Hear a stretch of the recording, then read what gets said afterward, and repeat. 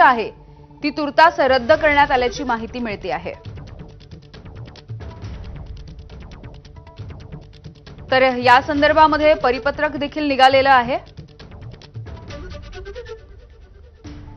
भारती सहस्त्रबुद्धे आमच्या प्रतिनिधी आपल्याला याविषयी माहिती देतील। भारती, ही परीक्षा रद्द झाली आहे, काय नेमकी कारण आहेत? परीक्षा नेमकी कधी घेतली जाईल? खरं तर एक अभूतपूर्व आणि मोठा असा निर्णय म्हणावा लागेल। देशभरातल्या लाखो विद्यार्थ्यांनी 3 मेला जी नीटची परीक्षा दिली होती, मेडिकल एंट्रन्सची परीक्षा दिली होती, ती आता नीटची परीक्षा रद्द करण्यात आली आहे। ती परीक्षा पुन्हा घेतली जाणार आहे। खरं तर अशा पद्धतीचा निर्णय घ्यावा यासाठी मोठा दबाव आणला जात होता, कारण त्याबद्दलचे बरेच प्रश्न उपस्थित झाले होते। एकदा परीक्षा झाल्यानंतर असं उघड झालं होतं की अनेक विद्यार्थ्यांना साधारण 42 तास आधीच नीटची प्रश्नपत्रिका मिळाली होती। त्यामुळे पेपर फुटला की काय अशा पद्धतीची शक्यता निर्माण झाली होती। त्याबद्दल आज ही प्रेस नोट काढेपर्यंत परीक्षा घेणारी जी नीटची एजन्सी आहे त्यांच्याकडनं काहीही आली नव्हतं, ज्याला नॅशनल टेस्टिंग एजन्सी असं म्हटलं जातं। मात्र आज त्यांनी स्पष्ट केलेलं आहे की आपण नीटच्या परीक्षेच्या वेळी काय घडलं, 3 मेचा जो पेपर होता त्याच्या वेळी नक्की काय घडलं याच्यासाठी इन्व्हेस्टिगेशन एजन्सीज लावलेल्या आहेत। मात्र पारदर्शकता असावी, देशातली सगळ्यात मोठ्या परीक्षांपैकी एक असलेली ही जी परीक्षा आहे त्या परीक्षेच्या बाबतीत पारदर्शकता असावी म्हणून आपण 3 मेला घेतलेली परीक्षा रद्द करत आहोत आणि पुन्हा एकदा सगळ्या विद्यार्थ्यांना नीटची परीक्षा पुन्हा द्यावी लागणार आहे।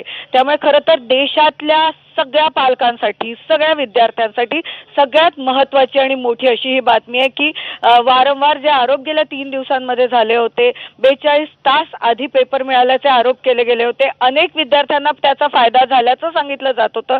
यात अनेक राजकीय पक्षांनी सुद्धा उडी घेतली होती।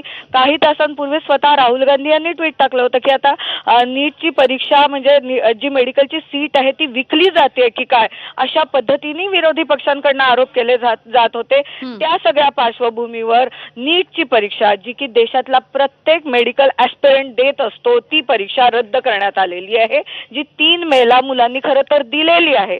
यात आता खूप मोठा प्रश्न हा निर्माण होतो की ज्या काही मुठभर मुलांना त्याचा फायदा झाला होता त्या फायद्यासाठी आता देशातले सगळे मुलं सफर करणार आहेत, त्यांना सगळ्यांना परत एकदा परीक्षा द्यावी लागणार आहे। अगदी भारती, तुम्ही म्हणताय तसं अनेकांचं खरं तर पुढे जाऊन या सगळ्या विषयीचं स्वप्न असतं आणि त्या दृष्टीने नीटची परीक्षा अत्यंत महत्त्वाची असते।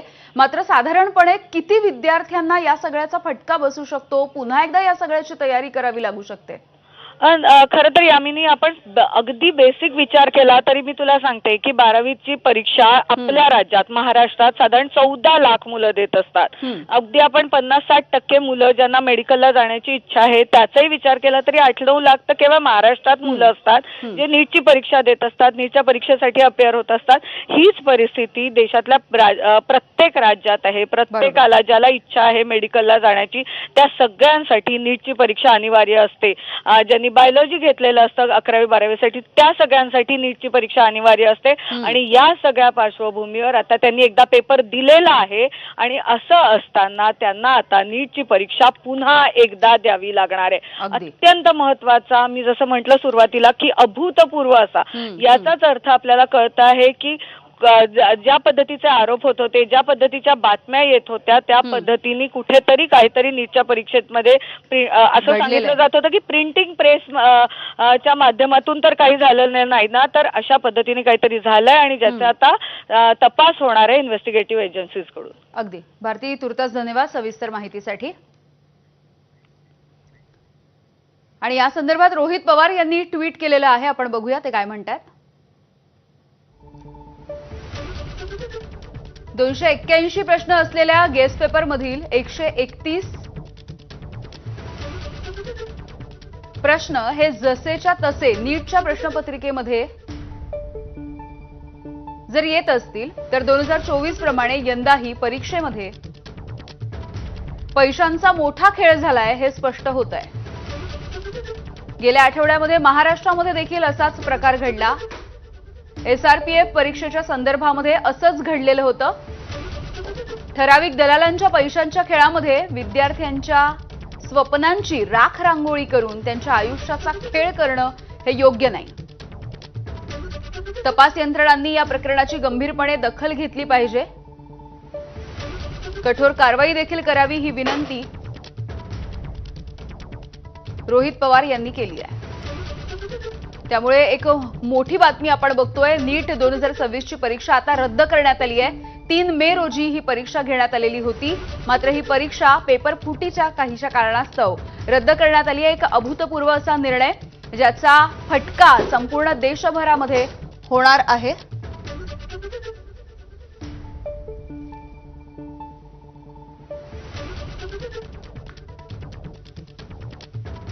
केंद्राच्या मंजुरीच्या नंतर हा एक मोठा निर्णय घेण्यात आलाय।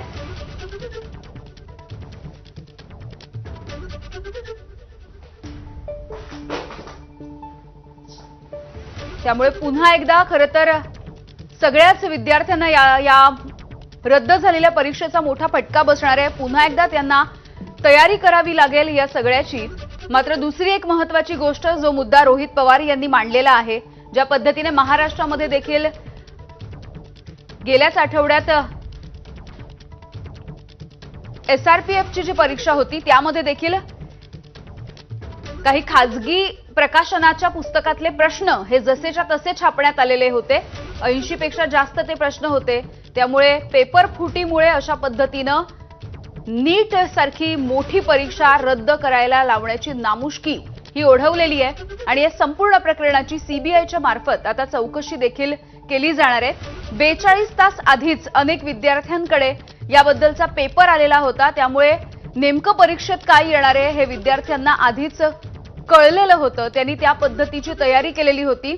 त्यामुळे जे प्रामाणिक विद्यार्थी होते त्यांच्यावरती या सगळ्याचा मोठा फटका बसू शकत होता आणि याच सगळ्या कारणामुळे नीट 2026 ची ही जी परीक्षा घेण्यात आली होती 3 मे रोजी, ती आता रद्द करण्यात आलेली आहे।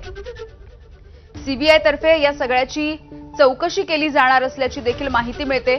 मात्र ज्या कुठल्या यंत्रणा यासाठी काम करतात त्या सगळ्यांची पारदर्शकपणे चौकशी व्हावी आणि इतक्या मोठ्या प्रमाणावरती विद्यार्थ्यांच्या भवितव्याच्या प्रश्नांसोबत खेळ होणाऱ्या या सगळ्या घटनांवरती काहीतरी कारवाई व्हावी अशी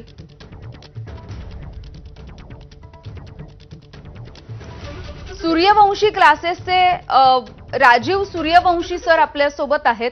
राजीव सर, कसं बघताय या निर्णयाकडे? आणि तुम्हाला अर्थातच माहिती असेल की इतक्या मोठ्या प्रमाणावरती जर मुलं याचा अभ्यास करत असतील तर कशा पद्धतीने त्यांच्यावरती या सगळ्याचा परिणाम होऊ शकतो आता?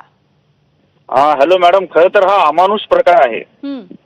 याला तुम्ही मानवता म्हणू शकत नाही, कारण आम्ही आज 30 वर्षांपासून नीटच्या ट्रेनिंग घेतोय आणि मुलं काही तर 3-3 वर्षापासून याची तयारी करत आहेत।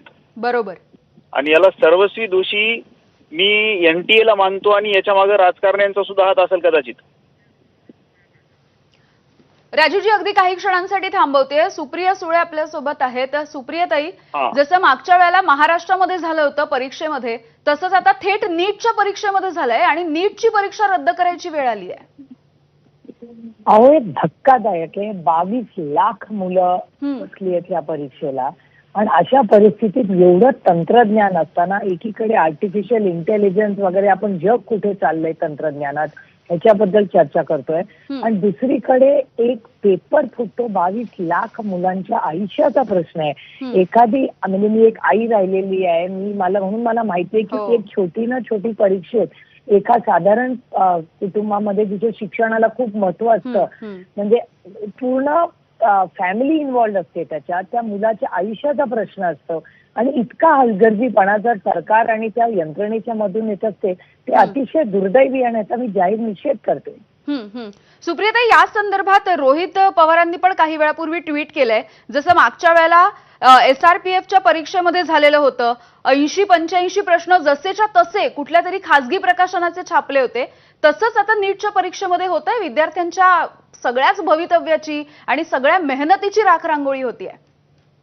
हो, अर्थातच अगदीची म्हणजे शिक्षणाची न्यू एज्युकेशन पॉलिसी या सरकारने आणली, त्याच्यातून तर काय फार क्रांती घडलीच नाही, पण क्रांती घडली तर सोडा, पण मुलांचं आयुष्य सोपं होणं याच्यातून, एवढ्या उन्हातानातून 22 लाख मुलं तिथे कष्ट करून जातात, मुलांचे पैसे खर्च होतात, वेळ वाया जातो आणि त्या कुटुंबातले तुम्ही बघताय, कालच प्रधानमंत्र्यांनी एक मोठं स्टेटमेंट केलंय की सगळ्या गोष्टींची कपाती करा. एकीकडे कपात पण करायची, पेपर फुटतो, सामान्य माणसांनी जगायचं कसं या देशात?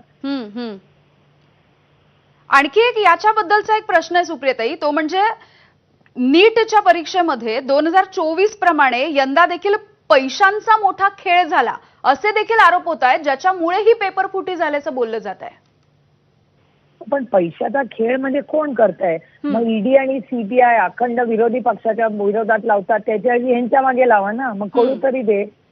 कारण का नाहीतर ते वॉशिंग मशीन मध्ये क्लीन शीटच देतात नेत्यांना. त्याच्यापेक्षा जिथे प्रॉब्लेम आहे नुसता आरोप करून प्रश्न संपत नाही. सरकारने नैतिक जबाबदारी घेतली पाहिजे या विषयाची. सुप्रियाताई, जसं तुम्ही म्हणालात की आई म्हणून, पालक म्हणून देखील तुम्ही तुमची भूमिका मांडलीत. म्हणजे एखाद्या विद्यार्थ्याला परीक्षेच्या केंद्रावरती जायला अगदी 2 मिनिटाचा जरी उशीर झाला तरी त्याला आतमध्ये सोडलं जात नाही, त्याला पेपर देऊ दिला जात नाही. आणि असं असताना जेव्हा यंत्रणांमध्ये इतक्या मोठ्या प्रमाणावरती घोळ होतात किंवा भ्रष्टाचार होतात किंवा जे काही होतं आणि त्याचा परिणाम जसं तुम्ही म्हणालात 22 लाखांपेक्षा अधिक विद्यार्थ्यांवरती होतो, तेव्हा काय रिॲक्ट व्हायचं याकडे? रिॲक्ट नाही, या सरकारची जबाबदारी आहे ही. एरवी एवढे मोठे मोठे कार्यक्रम करत सगळे फिरतात, जेव्हा म्हणजे एवढं मोठं मॅन्डेट या सरकारला भारतात मिळालंय, राज्यात मिळालंय. मूलभूत सुविधा जर मुलांना मिळणार नसतील आणि कुणासाठी एखादे आई वडील कुणासाठी एवढे कष्ट करतात? तर मुलांसाठीच ना. आपलं आयुष्य गेलं तर गेलं, पण आपल्या मुलांना आपल्यापेक्षा चांगलं आयुष्य मेरिटवर मिळावं याच्यासाठीच तर शिक्षण देतो ना आपण. आणि ते पारदर्शक व्हावं एवढीच माफक अपेक्षा. सुप्रियाताई, मागच्या वेळेला SRPFच्या संदर्भात तुम्ही देखील ट्विट केलेलं होतं, तुम्ही त्याबद्दल माध्यमांच्या समोर बोलला देखील होतात. आता अशा पद्धतीचा निर्णय आल्याच्या नंतर काही पावलं उचलली जाणार आहेत? माननीय मुख्यमंत्री हे आता आसामला शपथविधीत व्यस्त आहेत. मी त्यांना तातडीने पत्र लिहिणार आहे आणि सांगणार आहे की आता हे शपथविधी होत राहतील, पण आज 22 लाख मुलांना माननीय मुख्यमंत्र्यांनी न्याय द्यावा. खराच संबंधित माननीय मुख्यमंत्री आणि त्यांच्या यंत्रणा चांगलं काम करते. मी विरोधात असले तरी चांगल्याला चांगलं म्हणावं. त्याच्यामुळे त्यांना माझी एक पालक म्हणून, तेही एक पालक आहेत, मीही एक पालक आहे, कधीतरी राजकारण बाजूला ठेवून आम्ही सगळ्यांनी अशा गोष्टीत मुलांच्या हितासाठी एकत्र येऊन आम्ही चर्चेतून मार्ग काढले पाहिजेत. अगदी, अर्थातच. आणि इथून पुढे अशा भयंकर गोष्टी होऊ नयेत आणि इतका मोठा फटका विद्यार्थ्यांना असेल किंवा कुणालाच असेल सहन करावा लागू नये, ही देखील माफक अपेक्षा आहे. तुम्ही अर्थातच एक तर असं होताच कामा नये, हे झालं याचाच मी जाहीर निषेध करते. कारण का मी पुन्हा तोच पॉइंट रिपीट करते की AI एवढं तंत्रज्ञान असताना एकीकडे आपण काश्मीर टू कन्याकुमारी बँकिंग मध्ये आपण तंत्रज्ञान आणलं, जगामध्ये आधार कार्ड, डॉक्टर मनमोहन सिंग साहेबांनी या देशाला आधार कार्ड दिलं. त्या काळापासून यंत्रणात सुधारणा झाली आहे ना. आता एवढं मोबाईल आलाय, टेक्नॉलॉजी आलाय, तशा सिस्टम झाल्यात. मग भारत सरकार आणि महाराष्ट्र सरकार करतंय काय? करोडो रुपये तुम्ही खर्च करता जाहिरातींवर, तुमच्या इन्फ्रास्ट्रक्चरवर. आमच्या मूलभूत सुविधा आणि शिक्षणावर कधी फोकस करणार आहे सरकार? अगदी अगदी.